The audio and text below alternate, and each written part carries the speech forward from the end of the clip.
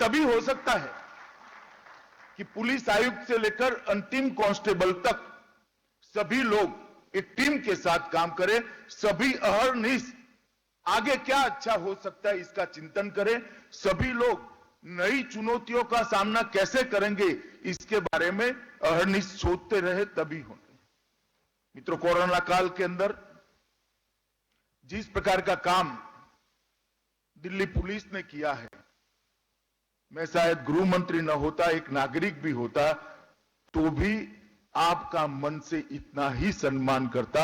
और आज क्योंकि मैं गृह मंत्री हूं, बहुत गौरव के साथ आपको सम्मानित करना चाहता हूं कि आपने बहुत अच्छा काम किया। इतने बड़े चुनौती के काल में लगभग 7,667 8,000 के आसपास हमारे कर्मचारी खुद कोरोना ग्रसित हो गए। 30 पुलिसकर्मी हमारे बीच में नहीं रहे, फिर भी कहीं पर ड्यूटी के अंदर कहीं होता ही नहीं।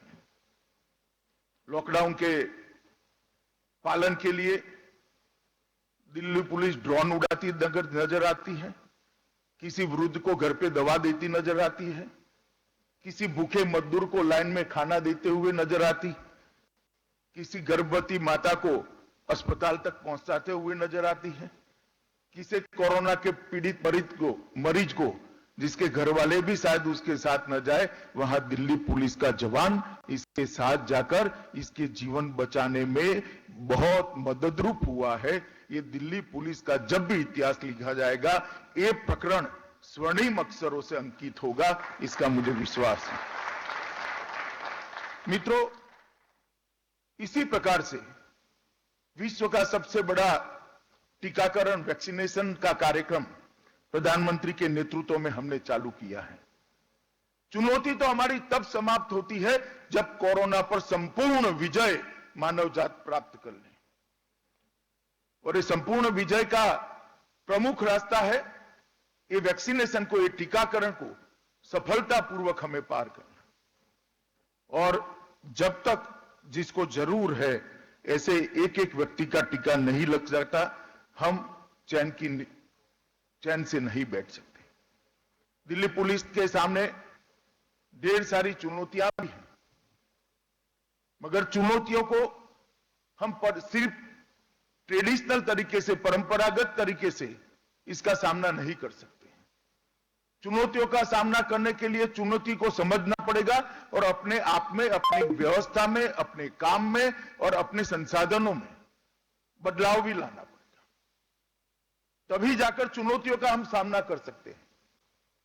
आज मुझे बहुत आनंद है कि कुछ एमओयू मेरे सामने हुए हैं। इसमें मेन तो नेशनल फॉरेंसिक साइंस यूनिवर्सिटी और दिल्ली पुलिस के बीच में एमओयू हुआ है। मित्रों, नेशनल फॉरेंसिक साइंस यूनिवर्सिटी की स्थापना ये प्रधानमंत्री जी का एक बहुत महत्वाकांक्षी स्वप्न है। मैं जब गुजरात में गृह मंत्री था तब प्रधानमंत्री जी वहां मुख्यमंत्री थे, और उसी वक्त गुजरात में फॉरेंसिक साइंस यूनिवर्सिटी की स्थापना हुई थी। अपने आप में विश्व में सबसे पहली फॉरेंसिक साइंस यूनिवर्सिटी की स्थापना गुजरात के अंदर करने का काम हमारे प्रधानमंत्री नरेंद्र मोदी जी ने किया था जब वो मुख्यमंत्री थे। और इसके पीछे उद्देश्य क्या था? उसके पीछे उद्देश्य था कि हमारी जांच का फॉरेंसिक साइंस अभिन्न हिस्सा बन जाए। क्राइम कंट्रोल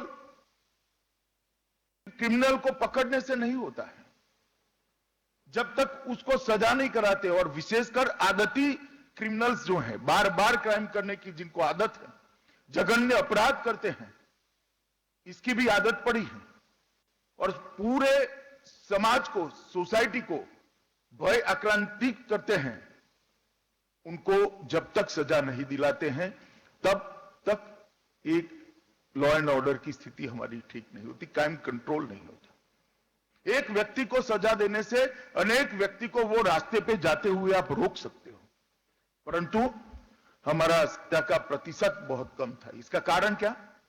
कि हमारे पास साइंटिफिक एविडेंस नहीं थी, मानव बल का अभाव था। अब मानव बल कम है तो उसके रास्ते ढूंढने पड़ेंगे।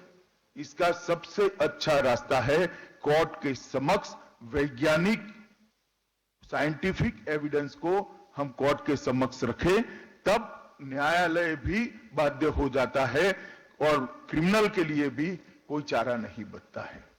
और अगर इसको पूरे देश के अंदर आगे बढ़ाना है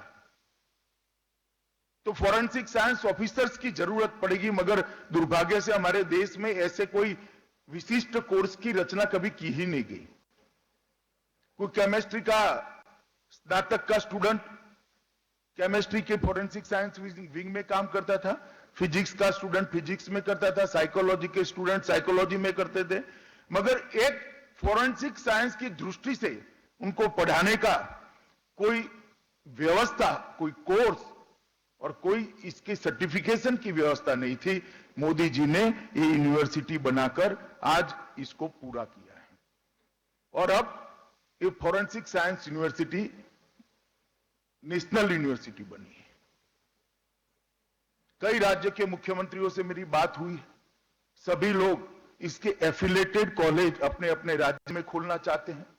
कई लोग फॉरेंसिक साइंस के अलग अलग क्षेत्रों को अपने यहां सेंटर एक्सेलेंस का सेंटर बनाना चाहते हैं। इससे देश भर के अंदर एक प्रशिक्षित मानव बल फॉरेंसिक साइंस सेंटर के फॉरेंसिक साइंस के क्षेत्र का हमें उपलब्ध होगा और तभी जाकर हम सभी जघन्य अपराधों के अंदर फॉरेंसिक साइंस एविडेंस को कानूनन कंपलसरी कर सकते हैं, क्योंकि पहले मानव बल बनाना पड़ेगा। और आज मुझे बहुत आनंद है कि दिल्ली पुलिस ने एनएफएसयू के साथ लगभग 119 फॉरेंसिक सहायक व वरिष्ठ फॉरेंसिक सहायक को दिल्ली पुलिस में शामिल करने का जो निर्णय किया है, इससे इसकी गति बढ़ेगी और जांच पड़ताल भी अच्छी होगी और सजा कराने का हमारा दर भी बढ़ा पाएंगे। इसी प्रकार से दिल्ली पुलिस और दिल्ली स्थित Indraprastha institute of information technology के बीच में एक समझौता करार हुआ है।